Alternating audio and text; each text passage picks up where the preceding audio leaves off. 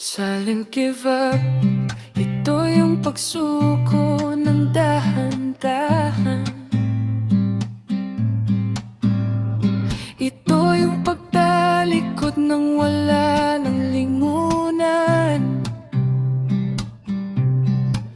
Yung kayo pa, pero unti-unti mo nang kinakalimutan yung nararamdaman mo sa kanya.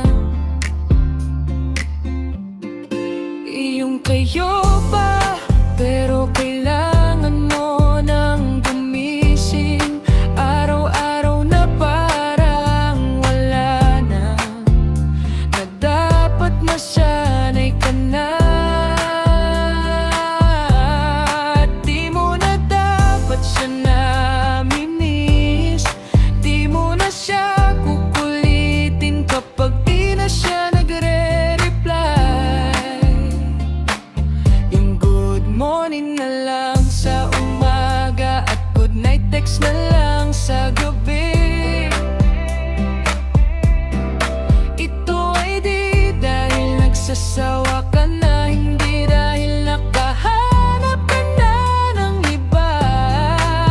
Ito kasi yung pagpapaalam sa taong mahal mo lang.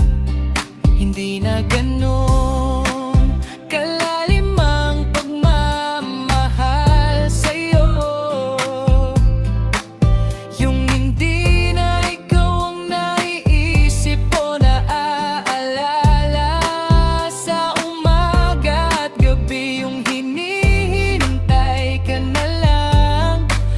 na mapagod ka para maging dahilan upang iwanan mo na siya.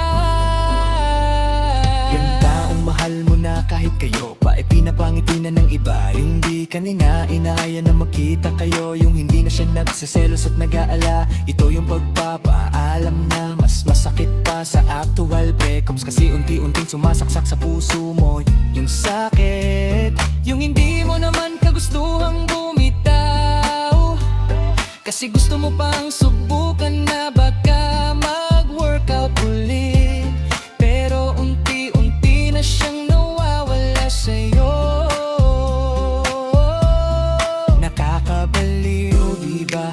Pero wala kang ibang magawa kundi umasang meron pa na mahal ka pa niya, hanggang sa isang araw sasabihin na lang niya sa'yo, I'm sorry. Gustuhin mo man, pero wala na talaga.